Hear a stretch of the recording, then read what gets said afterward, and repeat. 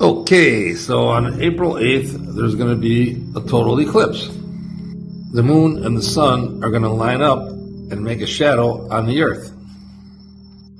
Now the shadow is going to cruise across the United States, something like this. The shadow should be approximately 115 miles across. Now let me show you why this is not possible on the heliocentric globe model as we are shown. Here's the best way to do it. Let's make a model. Okay, so here's our 6-inch globe, and I got it tilted like it would be 3 months after the winter solstice. Now down here, 15 feet down, or 30 Earth lengths away, is a golf ball. Now the Earth is a 6-inch globe, which is 8,000 miles across, and the moon is a quarter of the size, which would be 2,000 miles, which would be roughly 1.5 inches, which is real close to a golf ball size. So we have everything to scale right here. And down here is our sun. All right, so now let's cruise down here and see what our eclipse looks like. Okay, so here's our eclipse. Now the sun is prospectively the same size as the moon. So here's our eclipse right here, and then the moon's going to cruise on by, and the sun's going to pop out again. Let me zoom in and show you a little better this time. Okay, here's our eclipse, and then the moon is going to cruise on by again. Now let's compare our eclipse to some real eclipses. Looks like a match. So let's go back to our model. There's our moon, there's the sun down there. Now let's see what the shadow looks like out on the earth. Shut the light off. Now we're going to come down here and check it out. Now the shadow is way too big. It's covering the whole United States, all of Mexico, half of Canada. The shadow should only be 100 miles wide. It should look something like this. Now, why is the shadow way off? Let's see what NASA has to say about it. Now here's their model of what's going on. Now they're saying that the sun is way bigger than the moon, and it's making an umbra penumbra. So it casts a tiny little shadow on the earth.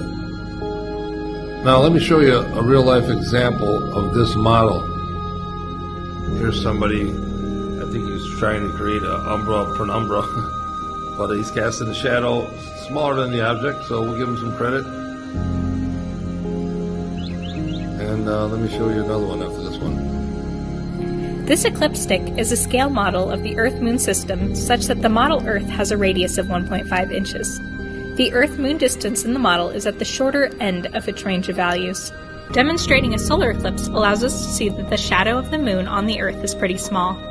Only those in the umbra of the moon shadow, the gray swatch from Oregon to South Carolina, could see a total solar eclipse.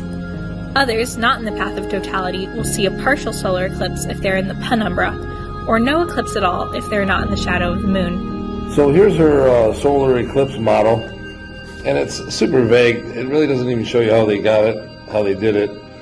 But let me show you what they're not showing you. So I have a roll of tape laying around. Let's cast a shadow with it. So let's jump back here and try to cast the umbra penumbra. Okay, so my light is wider than the roll of tape. See that? Now we're going to lock it here and try to cast the umbra penumbra. Okay, so we got our light. There's our tape casting the shadow. And we have our umbra penumbra right here. Okay, now let's see what it looks like prospectively from here. Okay, so here's our eclipse from back here.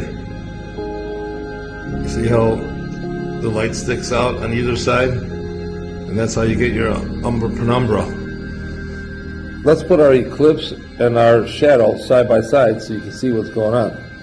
Okay, so notice how on the eclipse you can see light on each side of the tape. And that's what causes the umbra penumbra right here. The skinny part is smaller than the object that's casting it. Now let's look at the eclipse on the top and the bottom. there is no extra light hanging past the tape. So there is no umbra penumbra on the up and down side of it.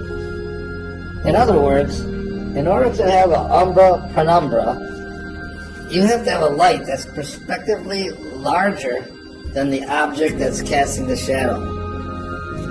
So in order to have an umbra penumbra, prospectively, the sun would have to be bigger than the moon. Well, if the sun was bigger than the moon, you wouldn't have a total eclipse. That means the umbra penumbra is not possible, and they're obviously incorrect about the size of the moon. I know what some of you are going to say. Look at this drawing. Look how big the sun is. Look how small the moon is. Obviously, that's how it works. Well, real life isn't a drawing. If something's prospectively smaller, then it's actually smaller. Let me give you an example. Okay, here's a light. Now, if I put my finger here, this light is going to light up both sides of my finger. Now, across the lake is a street light that's way bigger than the light I just showed you. Now, with my finger, I can block that light. Guess what? It's not going to light up both sides of my finger. I don't care how bright it is. That's because prospectively it's smaller. That makes it smaller. You can't draw it bigger and then all of a sudden the light's bigger and brighter, right? Hey, let's draw it. Here you go. I got a 16-inch street light a mile away. Oh, here's my finger. Okay, let's draw diagonal lines. Oh yeah, look at my finger lights up on both sides. That's ridiculous. Real life is not a drawing. Let me show you another example. Now here's a light 3 times bigger than the globe. Now here's the corner, right here. Now you can see around the corner. See? That's because the light is 3 times bigger than the Earth or the globe or the ball, so you can see around the corner. Now let's come down here. Now there's a solid equator line. Even though the light's bigger, because it's farther away, it's prospectively smaller. It can't shine around the corner. It's prospectively smaller. That means it is smaller. So as it sits, our eclipse model shows to be correct. That means the shadow on the Earth would be too big. So the moon, as stated in the globe model, is incorrect. The size is incorrect, or the distance is incorrect, or both. So the shadow on the Earth is 60% bigger than the golf ball. So that means if the shadow on the Earth is only 100 miles wide, then that means the moon can only be around 30 to 70 miles in diameter, which is way off from 2,000 miles in diameter. And another thing, how do we even know it's the moon? Like, here's a 2017 eclipse. Do you see the moon anywhere? Something's blocking the sun, but do you see the moon anywhere? You think during the day, when a clear sky like this, you would see the moon, right? You think you would see the moon in the sky and then it'd slide over and make an eclipse. Here's another video of the 2017 eclipse. Now let's stop it right here. So the eclipse is happening right now. I don't see the moon. Do you see the moon? The sky looks pretty clear. I don't see the moon. Let's continue. Now when you look through the lens, the moon, the sun is already being eclipsed.